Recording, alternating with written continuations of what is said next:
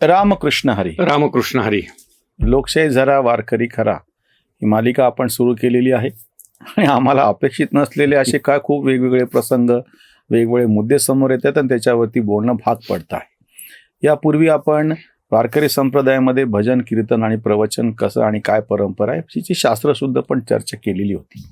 पण आता ज्या पद्धतीने परत एकदा काही मुद्दे समोर येत आहेत की कीर्तनामध्ये लोक नाट्यगीतच म्हणायला लागलेत, लोक भावगीतच म्हणायला लागलेत आणि ती जी चौकट घालून दिलेली आहे आम्हाला या सगळ्या इतक्या मोठ्या 800 वर्षापासून चालत आलेल्या भक्ती संप्रदायाने स्वतःची काही आचारसंहिता ठरवलेली, स्वतःचे काही नियम ठरवून दिले, त्याहीपेक्षा स्वतःच्या आचरणाने ते सिद्ध करून दाखवले. नुसतं बोलून बोले तैसा चाले त्याची वंदावी पावले हे फक्त हे सुद्धा नुसतं बोललेलं नाहीये, हे प्रत्यक्ष कृती करून दाखवलेलं आहे. जयंतराव, मला सुरुवातच त्याच्यामुळे याच्यासाठी तुम्हाला करायची आहे की जो नुकताच एक प्रसंग घडला समाज माध्यमांवरती, त्याच्यावरती चर्चा झाली की कीर्तन चालू आहे, त्याच्यावर काहीतरी नाट्यपद किंवा त्याच्यावरती काही भावगीतच सुरू झालेली आहे. ह्याच्यामध्ये मनोरंजनाचा म्हणा किंवा बाकीचं काही भाग सोडून द्या किंवा स्थानिक पातळीवरती कोणी काही फरमाईश काय केली आणि त्यांनी ऐकली काय, हे मी सगळं बाजूला ठेवतो. मला एका व्यक्तीपुरतं किंवा एक त्या प्रसंगापुरतं घ्यायचं नाही. आपण उलट सुरू करूयात. आपण ह्यापूर्वी पण चर्चा केली होती, पण ह्या अनुषंगाने की मुळात वारकरी संप्रदायामध्ये किंवा वारकरी संप्रदायाच्या शिवाय सुद्धा जिथे नारदीय कीर्तन, हरिदासी कीर्तन चालतं तिथे सुद्धा या संदर्भातल्या एक नीती नियम काय आहेत, त्यांनी त्यांची आचारसंहिता काय केलेली ह्याचा विचार करूयात. तुम्ही मला सांगा की मुळात कीर्तन करण्यासाठी म्हणजे कीर्तन कशासाठी करायचं, म्हणजे मूळ तो जर हेतूच नसेल कळला तर मग पुढचे सगळे हे धोके समोर येतात आणि असे अपघात घडतात. त्याच्यामुळे ही परंपराच कुठून आली आणि कशासाठी आली, कीर्तन म्हणा किंवा बाकी प्रवचन म्हणा किंवा भजन म्हणा. श्रीकांतराव, आपण कीर्तनाच्या अनुषंगाने 2-3 एपिसोडमध्ये बोललो आहोत. तुम्ही खूप चांगला प्रश्न विचारला. काय मुळामध्ये एक प्रबोधनाची पद्धती या सगळ्या भक्ती संप्रदायाने विकसित केलेली आहे. प्रबोधनामध्ये असं आहे की आपण असं म्हणतो की ज्याला म्हणतो आपण अर्थार्थी, जिज्ञासू आणि ज्ञानी अशा प्रकारच्या माणसाचं वर्गीकरण केलेलं आहे. ते लक्षात घेऊन अशी परंपरा विकसित केली की पहिल्यांदा भजन आहे. भजनाने माणसाच्या मनामध्ये भगवंतासंबंधीचं प्रेम उत्पन्न होतं. त्याच्यानंतरचं कीर्तन आहे. कीर्तनाच्या माध्यमातून जे प्रेम उत्पन्न झालंय त्याच्या प्रेम उत्पन्न झालेल्या त्या व्यक्तिमत्वासंबंधीची जिज्ञासा मनामध्ये उत्पन्न होते की ते काय आहे, त्याचा मला अनुभव घ्यायचा आहे, अशा प्रकारची इच्छा उत्पन्न होते. आणि मग त्याला जोडून आपण प्रवचन म्हणून तिसरा भाग बघितला की तिथे त्याचं यथार्थ स्वरूप मांडलं जातं, प्रक्रिया मांडल्या जाते. अशा पद्धतीने आवड लावणे, जिज्ञासा उत्पन्न करणे आणि प्रत्यक्ष मार्गाचं दर्शन करणे, याच्यासाठी म्हणून ह्या 3 प्रकारच्या वेगवेगळ्या माध्यमांचा वापर आपल्याला वारकरी संप्रदायामध्ये, भक्ती संप्रदायामध्ये झालेला बघायला मिळतो आहे. आता प्रवचन हे जे आहे ना, एक लक्षात घ्या तुम्ही की काय होतं माहिती आहे का, की त्याला आवड निर्माण झाली, त्याच्या मनामध्ये जिज्ञासा पण निर्माण झाली. कीर्तनामध्ये भक्तीच्या चोखामेळांचं चरित्र आलं, त्यामध्ये दामाजी पंतांचं चरित्र आलं. अरे इतकं उत्तुंग व्यक्तिमत्व आपल्याला करता येतं का, तेही आपल्यासारखीच माणसं आहेत. मग ते होण्याची प्रक्रिया काय आहे, मग ती प्रवचनाच्या माध्यमातून पोहोचते आहे. आता हे प्रवचन कसं निर्माण होतं वारकरी संप्रदायात, तर त्याची आता एक प्रक्रिया बघू आणि मग आपण तुमच्या पुढच्या प्रश्नाकडे जाऊयात. मुद्दा असा आहे की वारकरी संप्रदायामध्ये पाठ नावाचा एक प्रकार आहे. ही जी मुलं सगळी वारकरी शिक्षण घेण्यासाठी वेगवेगळ्या संस्थांमध्ये जातात, आळंदीपासून अन्य संस्थांमध्ये देखील जातात, त्या संस्थांच्यामध्ये पाठ असतो. पाठाचा अर्थ काय आहे तर प्रस्थानत्रयीमध्ये जे आमचे ग्रंथ आहेत, भगवद्गीता, एकनाथी भागवत आणि तुकारामांची गाथा, यांचं तिथं नित्य पठन होतं. आणि नुसतं पठन होत नाही, त्याच्या प्रत्येक ओवीवरती चिंतन मांडलं जातं. त्या चिंतनामधले संशय काही असतील तर ते टिपून घ्यायला सांगितले जातात. त्याच्यावरती साधक बाधक चर्चा होते, शंका निरसन होतं आणि एका अर्थाने हे 3ही ग्रंथ ती मुलं सगळी आत्मसात करतात. याच्या पलीकडे जाऊन काय होतं त्या पाठाच्या मध्ये, तर वृत्तीप्रभाकर, विचारसागर, पंचदशी हे 3 ग्रंथ देखील याच पद्धतीने तिथे शिकवल्या जातात. आता त्या संस्थेचा आवाका, तिथल्या शिक्षकांचा अभ्यास, तिथल्या शिक्षकांचा आणि विद्यार्थ्यांचा एकत्र सहवास करण्याचा कालावधी, हे सगळ्या लक्षात घेऊन तिथे बऱ्याचदा उपनिषदांवरती देखील पाठ घेतले जातात. म्हणजे जे काही आमचं सनातन तत्वज्ञान आहे, उपनिषद आहेत, पंचदशी आहे, वृत्तीप्रभाकर आहे, विवेक चूडामणी आहे, हे सगळे ग्रंथ शास्त्रार्थ ज्याच्यामध्ये आहे ते सगळे ग्रंथ आणि आमची प्रस्थानत्रयी, या सगळ्यांचं त्याच्यासमोर सांगोपांग चिंतन त्या विद्यार्थ्याच्या समोर त्या ठिकाणी मांडलं जातं आणि मग तो सिद्ध होतो. तो सिद्ध याच्यासाठी होतो की त्याला मग मांडायची त्या ठिकाणी मुभा मिळते. तो मांडणी करायला त्या ठिकाणी प्रवृत्त होतो. इतका बारीक सूक्ष्म विचार आहे याच्यामध्ये की तुम्ही जर प्रवचनाची ही जर मालिका बाजूला ठेवली, हे पाठ बाजूला ठेवले, हे शिक्षण बाजूला ठेवलं, हे चिंतन बाजूला ठेवलं, तर सनातन धर्म आणि वारकरी संप्रदाय यांना जोडणं देखील मुश्किल होऊन जातं. कुठून आलंय हे तत्वमसी, कुठून आलंय अहम ब्रह्मास्मी, कुठून आलंय, हे त्याला जोडायसाठीचा हा सगळा पूल आहे. आणि तो पूल त्यांनी सिद्ध केला, ते पाठ त्या ठिकाणी पूर्ण झाले की मग त्याला त्या ठिकाणी ते तशा प्रकारची सिद्धता प्राप्त होते की तो आता लोकांच्या मध्ये जाऊन बोलू शकेल. हे एवढंच नाहीये, पाठांमध्ये बाकी पण सगळे. आता तुम्हाला सांगतो, आपल्याला औत्सुक्य असतं ना की न्यायातीर्थ, न्यायाचार्य. आता आमच्याकडे हाळी म्हणून एक गाव आहे बीड जिल्ह्यामध्ये, तिथे भूषण स्वामी आहेत, विनामूल्य शिकवतात. त्यांच्याकडे जा, राहा आणि न्यायशास्त्र तिथे तुम्ही शिकून घ्या. अशा प्रकारे वेगवेगळे शास्त्र शिकवणारे वैयक्तिक पातळीवरती देखील महात्मे आहेत आणि मग त्यांच्याकडून तुम्हाला शिकता येतं. तुम्ही पंढरपूरला गेलात तर पंढरपूरला चातुर्मासामध्ये हे सगळं शिकवलं जातं. आणि त्या अर्थाने सनातन तत्वज्ञानाची जी बैठक आहे, ती बैठक वारकरी संप्रदायामध्ये कशी आलेली आहे, ती भाषा फक्त संदर्भ बदलून, त्याच्यामधले काही प्रमाणं बदलून, दृष्टांत देऊनच शिकवायचं आहे. शेवटी ज्ञानेश्वरीमध्ये 9,000हून अधिक ओव्या आहेत, त्यातल्या 4,500हून अधिक ओव्यांमध्ये दृष्टांतच आहेत. तर ती पद्धत आत्मसात करून मग लोकांच्या मध्ये जायचं, म्हणून प्रवचन आमच्याकडे रूढ झालेलं आहे. फार छान. म्हणजे जे कोणाला तरी वाटलं कोणीतरी मनोरंजनासाठी उभं आहे आणि काहीतरी उदाहरणं घेऊन सांगते असं नाहीये. ही जी टीका आम्ही करतो आहोत त्याच्यावरती जो वाद घडतो आहे की बाबा कुठंतरी कीर्तन चालू आहे तुम्ही काहीतरी नाट्यगीतच घेतलं आणि भावगीतं घेतलं, असं होत नाही. ते मुळात ह्या सगळ्या मांडणी करण्यासाठी कुठल्या रचना असाव्यात, कुठले ग्रंथ असावेत, ह्याचं पण एक नीती नियमन करून दिलं गेलेलं आहे. म्हणून त्यांनी जी सगळी ग्रंथांची नावं सांगितली. जयंतराव, आपण प्रवचनाकडून थोडंसं आता कीर्तनाकडे येऊयात. कीर्तनाकडे यासाठी की विशेष कीर्तनापासून सुरू झालेला आहे. एक थोडासा मला याच्यातला फरक समजून सांगा की प्रवचन आहे ज्याच्यामध्ये तत्वशः मांडणी केलेली हे लक्षात येतं, आणि कीर्तन आहे, कीर्तनामध्ये त्याच्यामध्ये प्रत्यक्ष गायन आहे आणि तो उभं राहून करतोय. तशा अर्थाने नर्तन म्हणेल मी, पूर्णपणे नर्तन नाही, पण त्याचे प्रत्यक्ष दिसते वाद्य आहेत साथीला. पायपेटी घेतलेली असते किंवा तबला आहे किंवा पखवाज आहे. काही वेळा ते प्रत्यक्ष जो कीर्तनकार आहे त्याच्या पायामध्ये चाळ असतात, त्याच्यामुळे थोडासा नर्तनाचा पण भाग त्याच्यामध्ये येतो.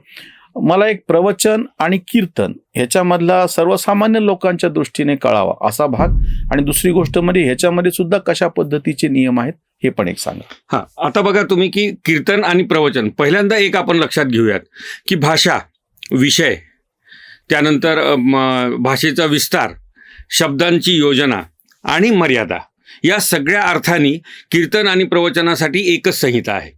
कुठलाही वेगळा भेद नाही. म्हणजे भजनी विक्षेप जे म्हणतो आम्ही, भजनातले जे विक्षेप आहेत तेच कीर्तनासाठी देखील विक्षेप आहेत आणि तेच प्रवचनासाठी देखील विक्षेप आहे. दिसण्यासारखा फरक काय आहे तर इथे बसून प्रवचन करायचं आहे, कीर्तन उभं राहून करायचं आहे.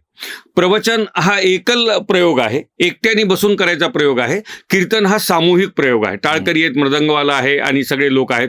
कधी कधी तर इतकं छान कीर्तन होतं की श्रोते देखील त्याच्यामध्ये सहभागी होऊन गजर त्या ठिकाणी करायला लागतात.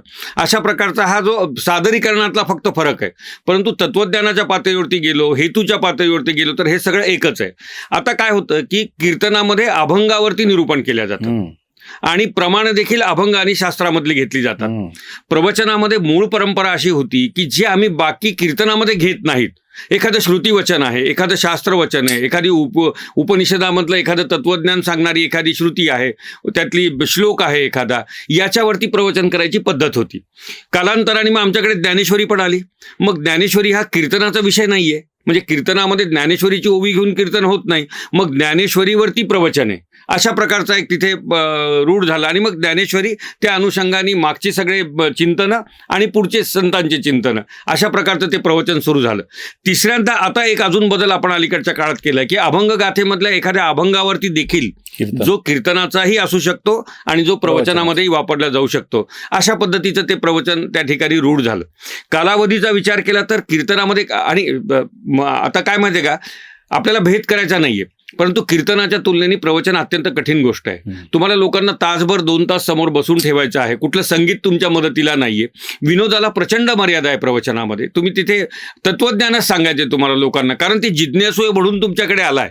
त्या जिज्ञासूला मार्गदर्शन करायचं आहे. त्यामुळे त्या पातळीवरती तुम्हाला बोलायचं आहे. त्यामुळे तिथे त्या मर्यादा आहेत. प्रवचन तुलनेनी म्हणजे सर्वसाधारणपणे 2 तासाच्या कीर्तनामध्ये कीर्तनकार 30 ते 40 मिनिटाचं चिंतन मांडतो आहे आणि बाकीच्या वेळेमध्ये 2 चाली आहेत, गजर आहे, प्रमाणं आहेत, त्याच्या चाली आहेत, ह्या सगळ्यामध्ये तो जातो. इथे त्याला सलग बोलायचं आहे.